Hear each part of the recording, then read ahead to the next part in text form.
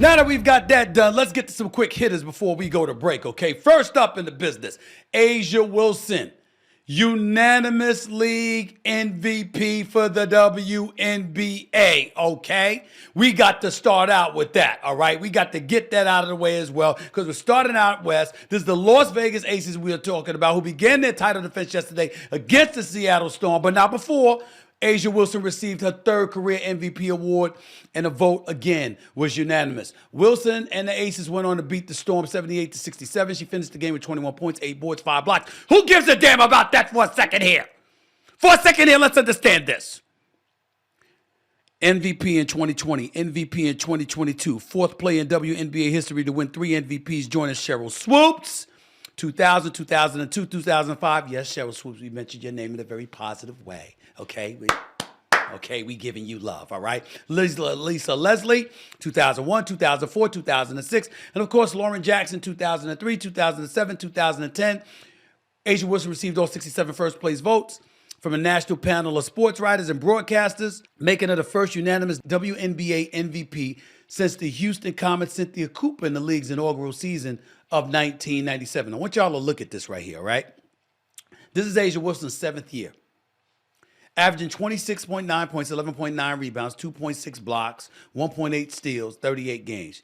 She ranked first in the WNBA in both points and blocks, second in rebounds, fifth in steals, fourth in minutes, and setting career highs in all 5 per-game categories, all right?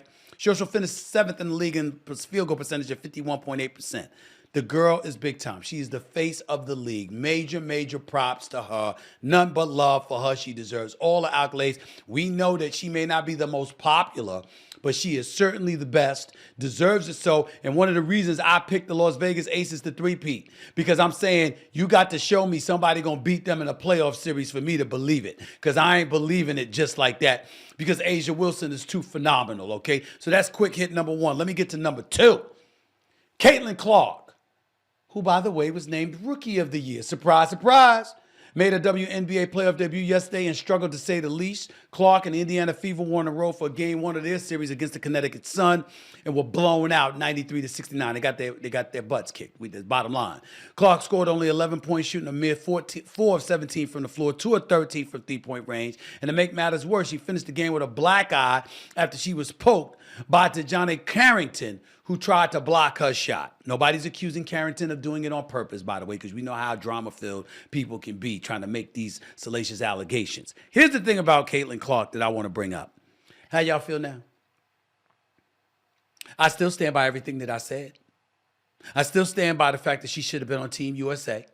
I still stand by the fact that she was big time. I still stand on the fact that a rising tide lifts all boats, and everybody should have rode that wave for Team USA and beyond. And then you had some jealousy, not by most, not by all, but there were some people within the WNBA, players, pundits, etc., that were trying to tear her down.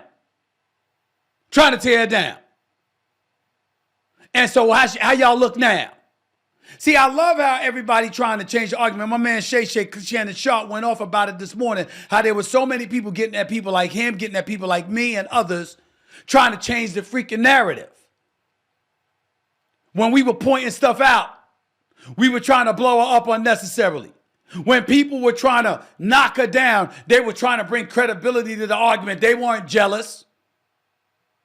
The reality is that we got a lot of players, a lot of these wonderful ladies who bust their tails to make the WNBA what it was. Here's the reality. It wasn't what it is. It wasn't what it is. The quality of basketball may have been up to snuff. And you had somebody as popular as Cheryl Swoops, who had her own signature shoe, had to deal with Nike and all of this other stuff. But the bottom line is, very few people gave a damn. If you are making the argument that ladies who helped build the NBA deserved far more shine that they were getting, you have every right to feel that way. What you have to respect, however, is that the paying customer, the audience, didn't feel that way. They did not give a damn about the WNBA for years. Is that fair to the ladies? No, it isn't fair. It's not right. But they're the paying customer. You don't tell them what they want. They tell you what they want. And they really were not feeling the WNBA to the degree that they're feeling the WNBA now, obviously because of Caitlin Clark, who's selling out games and got the Indiana Fever selling out games more than they sell out Pacer games. Everywhere they go, selling out TV ratings, All-Star game ratings, opening night ratings, WNBA draft ratings. We know what time it is.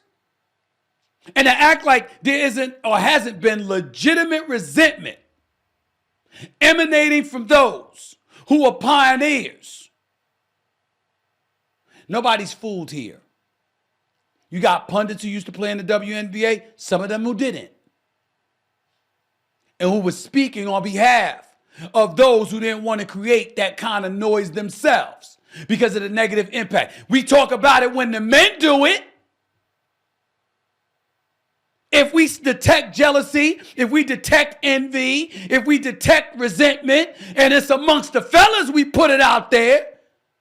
Shit, we act like it's the latest episode of General Hospital. But when the ladies are feeling that way about another young lady like Caitlin Clark, and people like myself and Shay Shay call it out, suddenly it's a problem.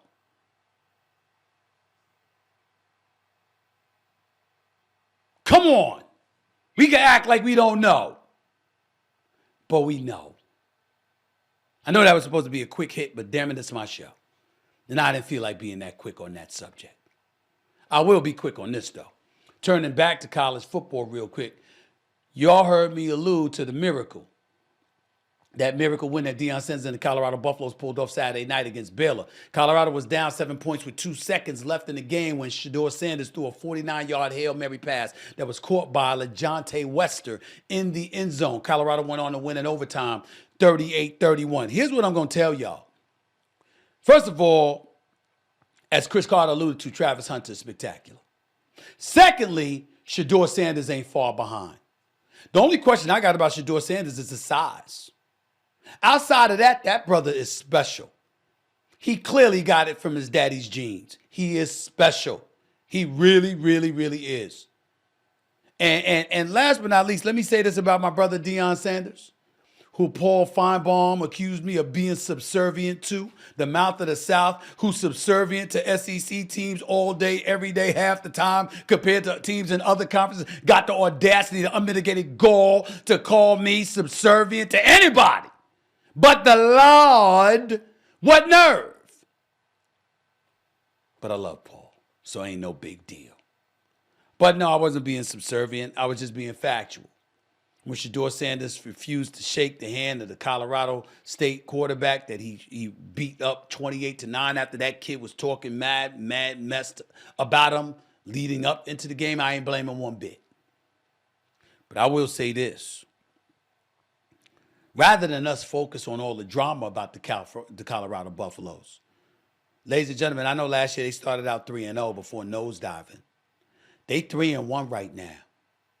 They 3-1 right now. I can't ignore that. I got to give love where love is due.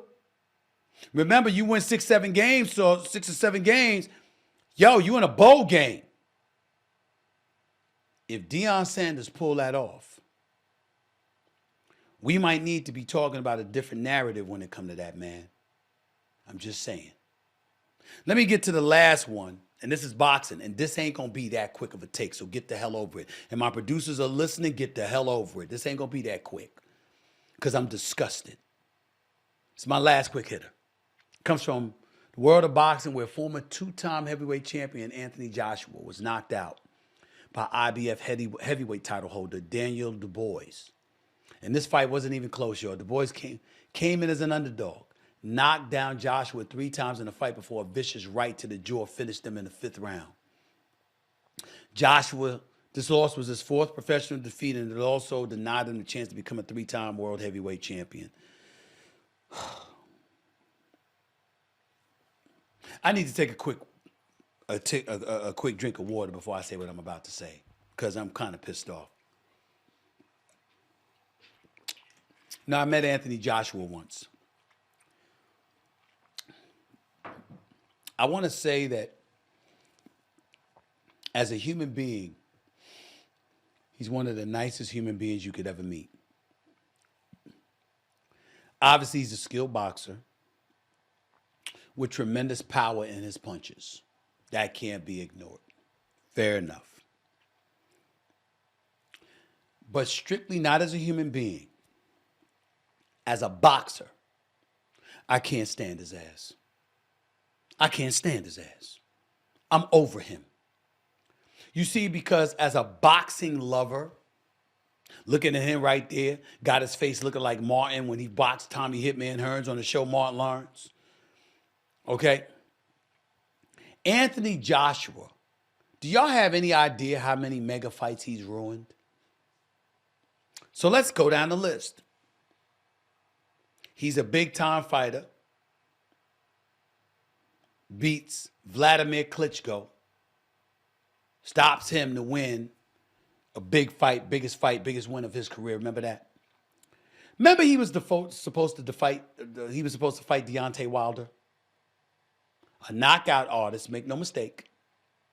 But then he got stopped by Andy Ruiz. Remember that? And then had to come back and get the rematch and ultimately won by decision. Then it was supposed to be Wilder again or potentially Tyson Fury, but got beat by Usyk. Remember that? Remember that? And now here you are talking about the possibility of him fighting Tyson Fury. And what does he do? He gets his ass knocked out by Du Bois, who talked smack to him during the promotion of the fight, so much so that Anthony Joshua got out of his chair. Don't disrespect me, don't disrespect me. And then got his ass kicked. Yo, y'all, that was an ass kicking. That was an ass kicking. I mean, you come there and you getting dropped. You get knocked upside your head. He got a glass jaw. I'm talking about in terms of boxing for heavyweights. I like Anthony Joshua as a person. I don't root against him, but I'm tired of him ruining big fights. Let me tell y'all a little story that once happened, okay? Remember when y'all heard the story about Deontay Wilder? And I love Deontay Wilder. He's another good brother. But I got to be real about this. And Deontay Wilder, everybody knows, is not a great boxer. He's an elite nuclear bomb of a puncher. That's who he is, which makes any fight he's in interesting because one punch can end it for you with this brother. That's how much power he has.